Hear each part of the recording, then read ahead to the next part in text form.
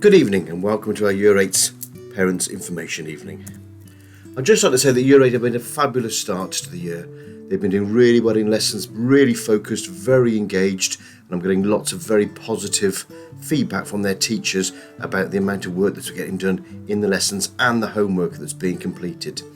We've tried to celebrate this where possible, and so far we've had a rewards breakfast for some of our Year 8s and a rewards lunches planned for Thursday this week. I spoke to the Year Assembly this week on Monday, and I stressed that I'd really like to be able to celebrate every single pupil in Year 8 at some point this year. So we're trying to put lots and lots of things in place to reward them for their efforts in lessons. I'd just like to say that we're carrying on with our food bank collections this year.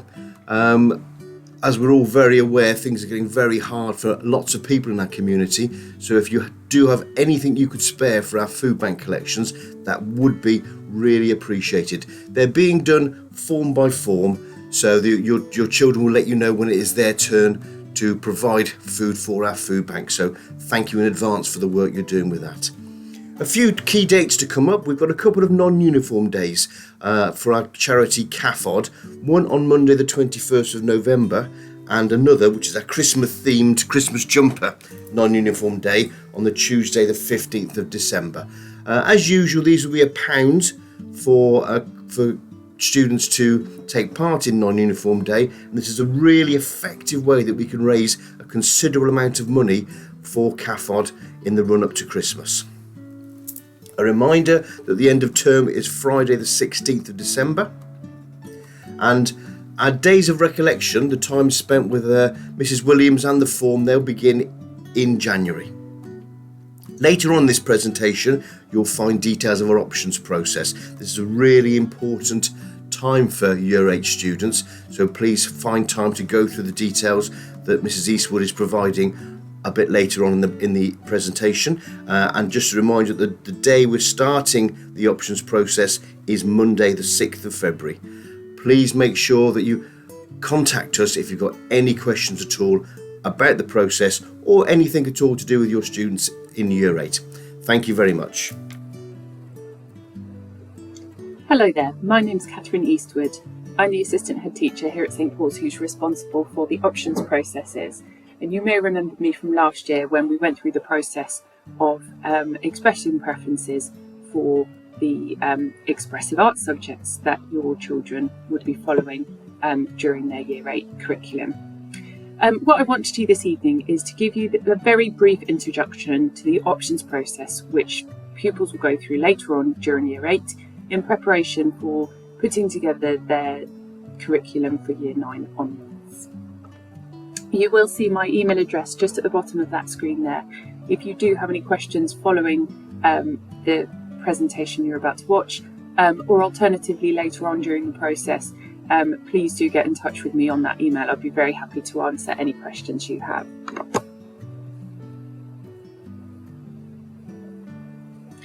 So, by way of introduction to what we are hoping to do during the process of options, you will see on the slide there the different suites of subjects that students will follow as a result of the options process.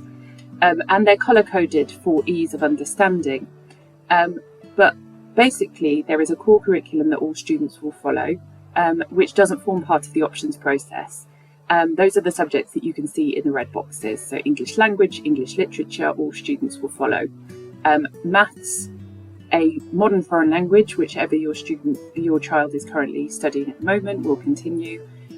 If they are not currently taking a modern foreign language for any particular reason, there wouldn't be a reason for them to pick that up. All students do a GCSE and RE, and then the minimum for a science is combined science, which is the equivalent of 2 GCSEs. You'll notice that in Suite 2 there is the option for students to increase that to the equivalent of 3 GCSEs in science, and that would then become a separate science course or qualifications rather than the combined science.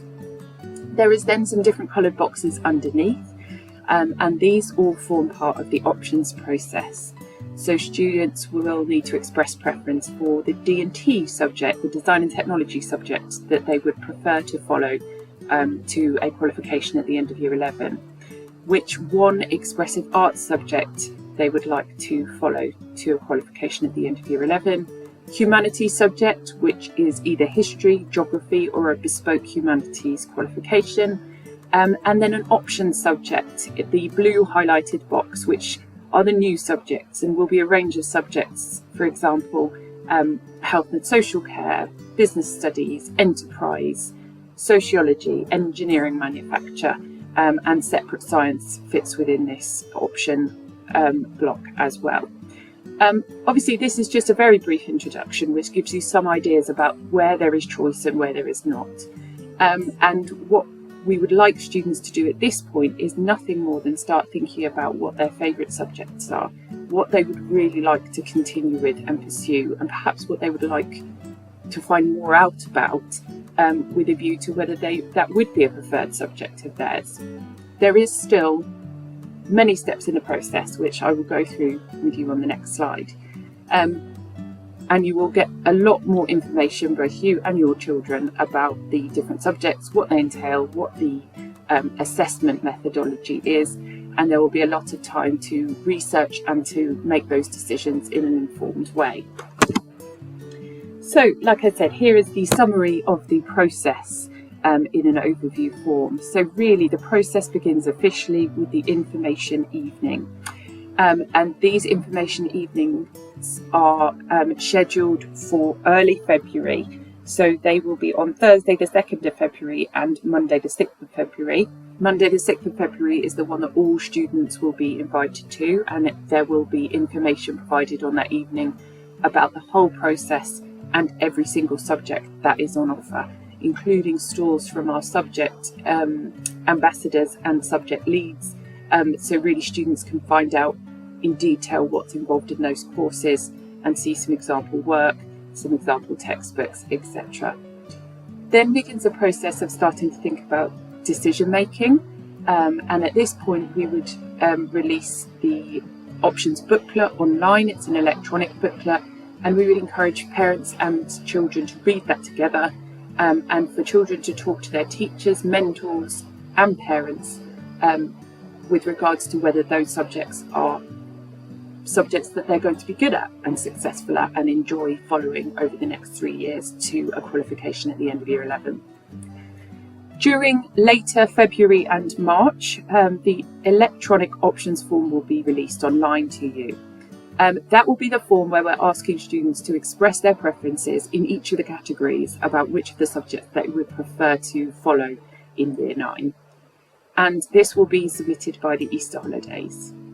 After May half term, when we've processed all of students' preferences, there will be a letter released which confirms which option subjects that the children have been allocated to, and there will be a window to feed back to myself with any issues or any concerns or questions as necessary. And then at the start of year 9, students will begin their subjects, both new and existing, with enthusiasm. It is worth noting at this point that this is a process of expressing preferences, just as we did during the expressive arts options process. There is no guarantee that we can give all students their first choices. We do aim as a school to give as many first choices as possible, but we are asking students to express their preferences. We will be guided by those, but we may also guide students if those preferences aren't playing to their particular talent or skill set, and we may provide further discussion or advice to students if we feel that they would be more successful in a slightly different pathway. So it's very much a process that we aim to work with students and their parents on in order to kind of really recognise how important this is in terms of the first step in students directing their futures and expressing preferences for subjects that might feed into future study or career pathways. So just to finish up, some advice that students may take on board from this point onwards, really, because there's nothing to stop anybody starting to prepare themselves and research further careers or subjects to start to help themselves to make informed choices. Hopefully all students will have access to Unifrog through having done so on their days of recollection or similar within school, and they may be able to remember or access their password and log on in order to start researching some careers, some university courses that they might be interested in, to start to look at the entry requirements that they might need, whether there's a particular subject pathway that they're interested in that they think might need certain subjects to have been completed at GCSE. The more informed students are at this point, the more they can leave doors open to themselves by picking certain subjects rather than others. Starting to have discussions with teachers where there are options, talking to subjects where there might be an option whether to continue with it or not, to see whether the teacher thinks they would be successful, to see whether the teacher can give them some more information about how similar that course is at GCSE or vocational compared to what they're currently studying in Year 8. To make sure that any and all information is really thought about, discussed and read carefully with parents, and that kind of tutors and mentors and the people that know you best are consulted as we go along. And to make sure that all deadlines are met, particularly with the electronic options form. As I said, we do aim to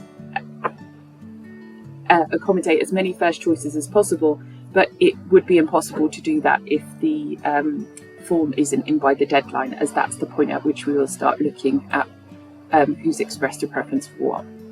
And finally, the best advice is to make up own minds, and to students to be guided by the information and to make their own decisions based on what their teachers might be able to help them with, what their parents might be able to help them, as those who know you best.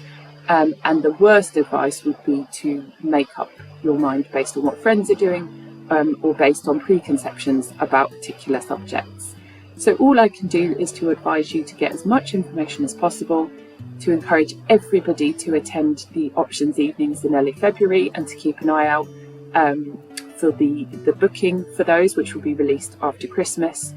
And like I said, if you do have any immediate questions, my email address was on the first slide of this section of the presentation. Thank you very much. Hello, I am Miss White and I am the Curriculum Lead for PSHE and RSE at St Paul's. PSHE stands for Personal, Social, Health and Economic Education, and RSE stands for Relationships and Sex Education. We follow all the statutory requirements that were put in place in September 2020 when we're delivering our PSHE, but we do make sure we deliver it through a Catholic lens, focusing on the gospel values of love and forgiveness. We want to make sure that during PSHE, students are given the knowledge, the skills and the attributes they need to make safe decisions when they are faced with them in the life outside of school. So we keep everything very scenario based when we're teaching it, to make sure that students just understand what they could do and what they should do if they're faced with those situations in the future.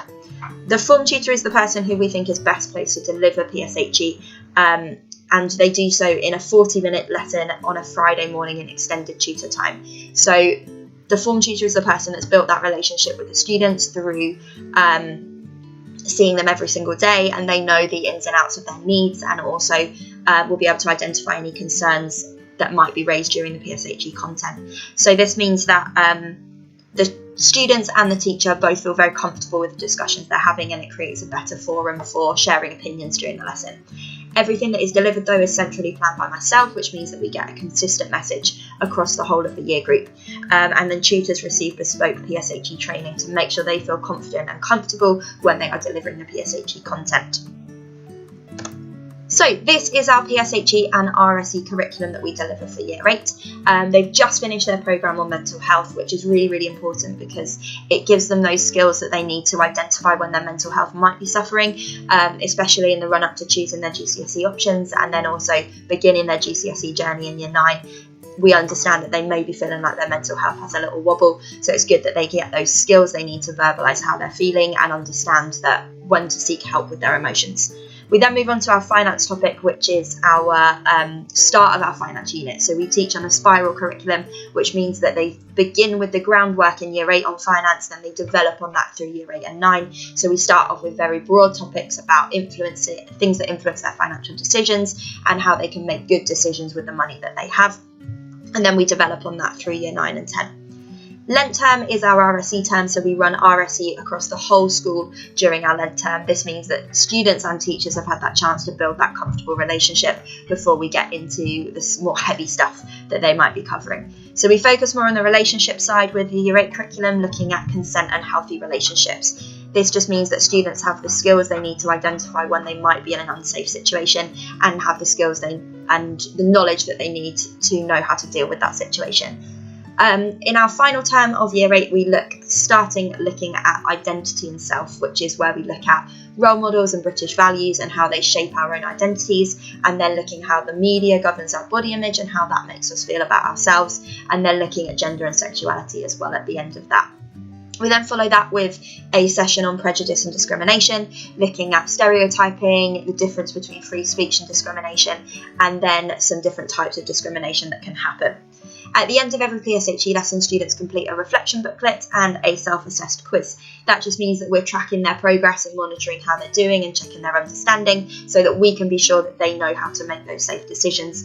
And also it allows us to monitor any safeguarding concerns as tutors check the booklets every week and just make sure there's nothing that is raising any concerns when they're delivering that. Thank you so much for listening to our section about PSHE. Please do get in touch with me if you have any questions about the curriculum or the delivery of PSHE, and I will be more than happy to help answer your questions. Thank you. Hello everybody and welcome to the sleep section of this information evening. My name's Bria Dowkin and I am the Student Wellness Lead here at St Paul's, and just for a brief time I'd like to cover a few aspects on the importance of sleep within your teenagers. The teenage years are a formative period where the brain experiences lots of development. You've probably noticed so many changes in your teenagers already. There are going to be more. Sleep is an essential part of this journey, and it is a really essential part of their brain development. Actually, the brain doesn't fully develop or stop developing until it's 26 in males and 24 in female. So your child, when they're 24, 25, if they're male, they've still got what we class as a teenage brain. Now, sleep is an essential part of this, as I've just said, and research unfortunately indicates that lots of teenagers get far less sleep than is actually needed. So let's just talk about the perception of sleep first of all, and what people think that it is for. Lots of people think it is mainly for rest and relaxation, re-energising and recharging your batteries. Now, there is lots and lots of now information out there, lots of research. One of the leading experts on sleep is a gentleman called Matthew Walker. And if you fancy any extra reading and picking up a book, Why We Sleep is very informative. There is a lot of information. I'm only covering a very small section of why sleep is so beneficial today. This book, if you want to read it in the evening, I can guarantee will send you to sleep. And in the opening chapters, he actually talks about he won't be offended if this book does send you to sleep. Another really great recommended read is a book by Nicola Morgan, The Awesome Power of Sleep. This one is far more easily digestible, and she is a leading expert on the actual teenage brain. Later on in the year, you will be invited to a teenage brain session delivered by one of our teen brain experts, Martin Lee. He's going to come in and deliver some sessions. So when you see that parent map, if you want to sign up and find out more about the teenage brain in general and not just about sleep, please do come along to that particular lecture. Now, they both say, and everybody that is into sleep, there isn't a part of our biological functions as human being that doesn't benefit a good night's sleep. Sleep affects everything within our bodies. Now, one famous quote, "Sleep is for wimps," was said by Margaret Thatcher. She famously lived on, barely, 4 to 5 hours of sleep a night. And actually lots of people, when they boast lack of sleep or that they can work on lack of sleep, it's somehow praiseworthy that this is the case, when actually we know through research that this isn't true.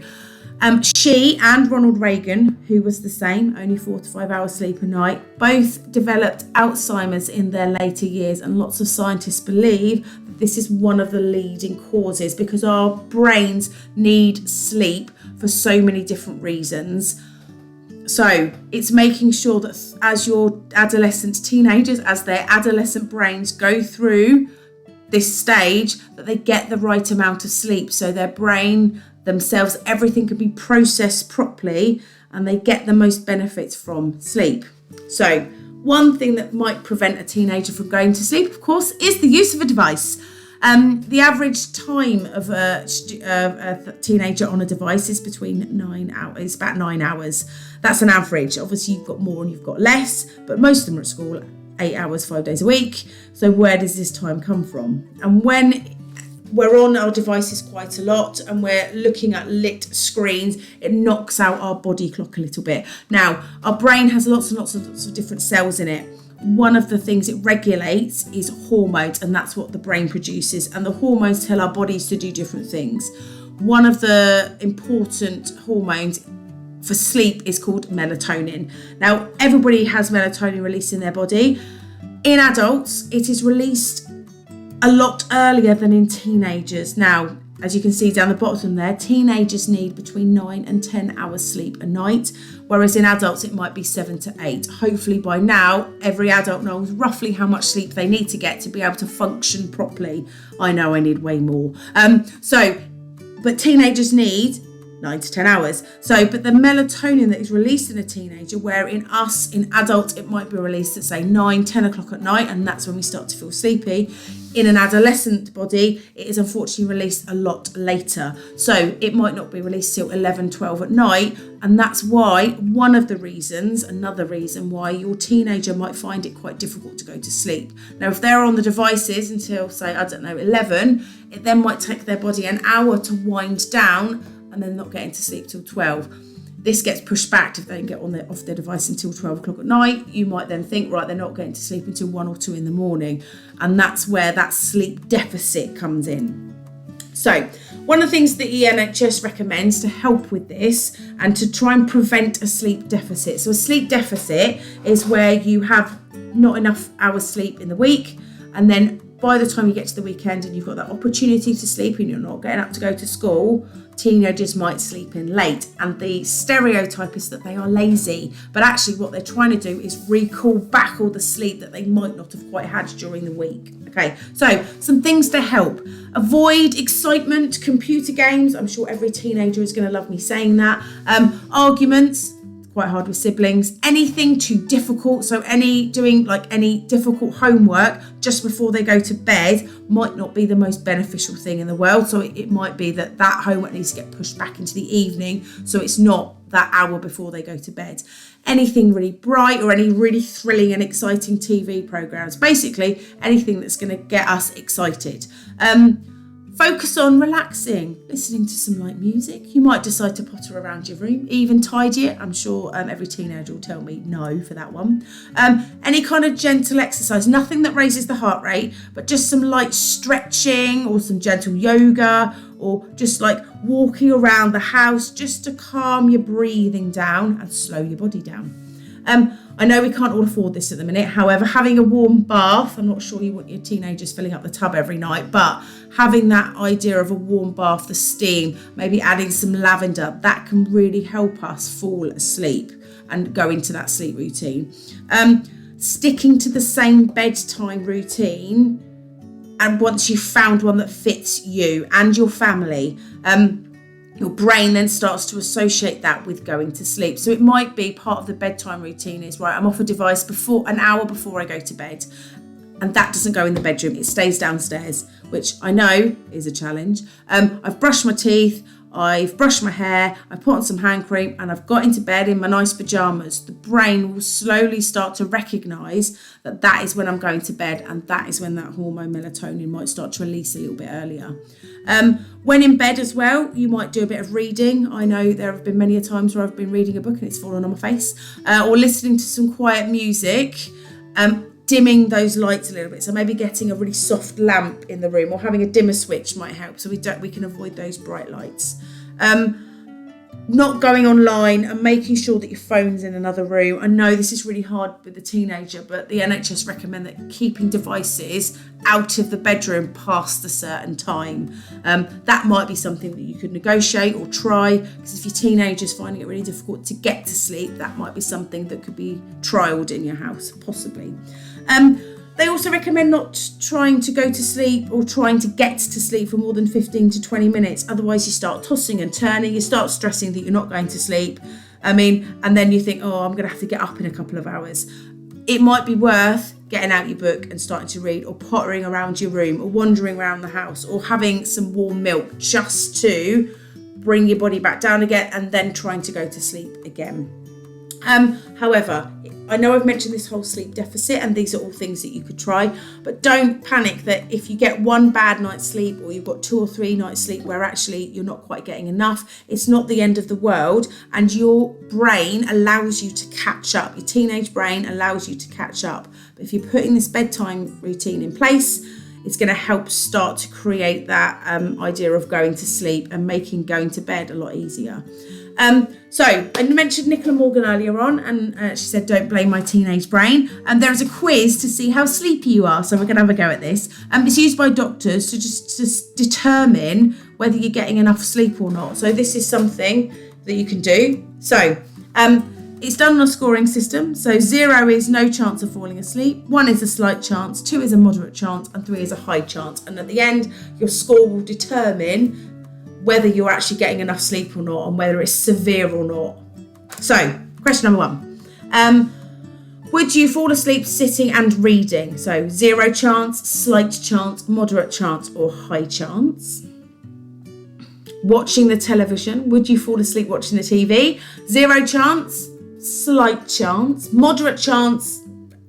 Actually, yes, definitely severe chance, yes. Sitting in a public place like a cinema.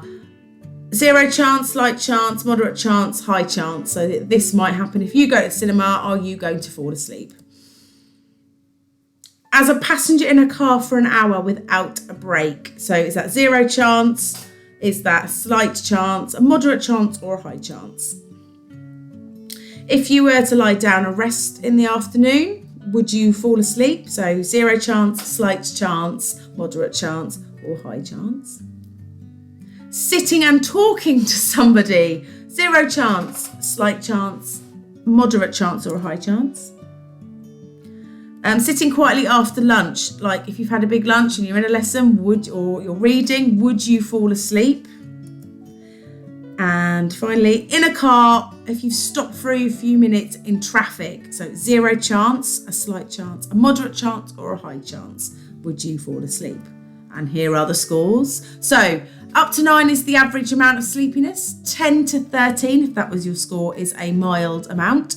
14 to 19 is a moderate amount. And 20 to 24 is a severe amount. For anything more than the average, okay, of amount of sleepiness, so we're looking at sort of anything more than a mild sort of type sleepiness, you should consider perhaps that you're not getting enough sleep, and try some of those sleep hygiene strategies to try and help with the sleepiness. If we're in that high area, that is the time possibly where you might want to have a chat to your doctor, but do have a go at some of those sleep hygiene protocols that I mentioned earlier. Okay, so something else that's really important is learning why we sleep, and can we learn why we sleep? And obviously we're all very interested in whether our teenager can retain information and build that long-term memory, especially for exam success. Now, wouldn't it be amazing if we could play a recording or sleep with a book on our face and all that knowledge why we sleep just enters the brain? Oh, wouldn't that be amazing? There's the dream right there. Unfortunately, that isn't the case. We can't learn new information when we sleep. That doesn't happen. However, our brains are still amazing, and they do help us process information into long-term memory. To make sure you're storing things in that all-important long-term memory, sleep is the way you transfer that information. Cramming is never going to do it. Sleep will help you. So research has shown that when you try really hard to remember something during the day, so let's say we're in a maths lesson, a science lesson, a technology lesson, whatever it might be, and you're trying really hard to work out problems and solve information, you might then have a piece of homework that evening that makes your brain work hard, that you think about it. So it's not just copying and pasting from Wikipedia, but actually you're thinking about your learning and thinking about the information. Your brain will practice it for you while you are asleep, and it will consolidate it and it will put it into your long-term memory. And teenagers that get the right amount of sleep are able to recall information much more easily than those that have very, very little sleep. So when your child does get to year 11 and they're staying up till 2 a.m, 3 a.m, trying to cram for a test, actually the best thing they can do is go to sleep. And actually what they've learnt during the day is let it sink into their brain and let their brain do the practicing for them. Plus they're more likely to actually finish the exam without falling asleep. This is one of the best revision tools you can have. It is also really, really important for mental wellness. Not only does your brain help you consolidate ideas into long-term memory, it also helps you process everything that has happened during the day, the good, the bad, the ugly, the everything. And it helps us deal with feelings and emotions. And our brains do that and they practice that and regulate that through the REM sleep cycle. So actually the next day they might be able to deal with the situation a little bit better. And that's one of the ways we also build resilience in students as well. Having a great night's sleep really helps you deal with the world in a much better, calmer way. Finally, I know I've only covered a few aspects of sleep in this particular presentation. I just wanted to show you a couple of books. So Nicola Morgan, the wondrous woman that she is, has written lots of books on the teenage brain. So that one I mentioned earlier about the awesome power of sleep is there. That's a really, really great one, but she's also written lots of other books. The Blame My Brain, The Amazing Teenage Brain is also an amazing one. That's got a chapter on sleep in it. And then there's lots of things to do with stress, building resilience, how to be positive as a teenager. Now, all of these books are in our library. So if your teenager has got space on their card to get out a book or two, please, do get them out and you can have a quick read. And it's really good. There might be things that you can read together and it might give you a better understanding of sleep, not just for your teenager, but for yourself. Thank you very much for listening. Again, my name is Bria Jalkin. I am the Student Wellness Lead here at St Paul's. There is also on your child's student wellness platform, its learning platform, there is a student wellness page and I post things on there all the time, not just about sleep, but about lots of ideas to do with mental health. Thank you very much for listening.